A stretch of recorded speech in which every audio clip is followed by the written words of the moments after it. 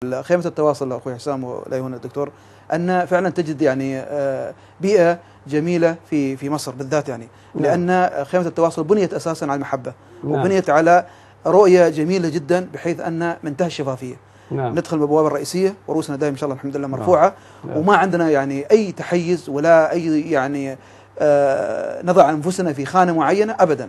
نحن الحمد لله أبناء بارين بأمتنا وبارين أيضا بقياداتنا الحكيمة. عرفت عليه؟ فنتمنى أن مثل ما نجحت في الخليج خيمة التواصل أن تنجح في مصر. لأن نجاحها في مصر فعلا نجاح الأمة. لأن أنا عندما أتي برجال الأعمال، رجال الأعمال يحتاج إلى مكان فيه استقرار وفيه أمن، والحمد لله الآن يعني فعلا نحن ما نقول والله مجاملة، يعني في أمن وفي استقرار الحمد لله في مصر.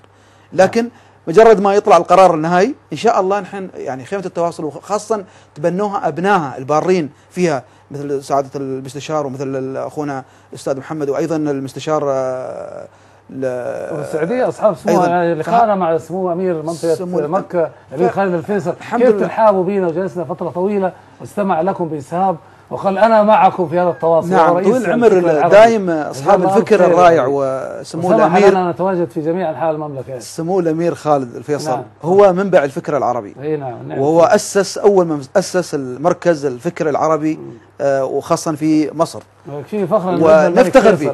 فقلت له نحن ما نحن إلا أبنائكم نستقي من هذا الفكر العربي الأصيل لما يعني الحمد لله منتهى بني على منتهى الشفافية والمحبة والأخوة الصادقة والتواصل مع القيادات الحكيمة. فهو رحب طبعا بالفكرة وقال لي هذه خيمة عربية ونحن نفتخر فيها مثل ما أنتم تفتخرون فيها. فالحمد لله تواصلنا مبني على محبة. فالحمد لله هذا كرم رب العالمين وإن شاء الله بإذن الله أنه ينجح أيضا خيمة التواصل تنجح في مصر وبإذن الله بتنجح من أبنائها من خلال أبنائها البارين فيها. خيمة التواصل نركز على توحيد المناهج وده شيء مهم في الدول العربية. نحن كنا ندرس لغة عربية، ندرس رياضيات، ندرس فنجعل يعني أوروبا الموحدة. كيف أصبحت أوروبا موحدة؟ خطوة خطوة. صحيح. فلو بدأنا بمناهج التعليم يعني مش هندخل في السياسة دلوقتي ولا التوحد السياسي، خلينا في التعليم ثم ننطلق من التعليم إلى التوحد الاقتصادي.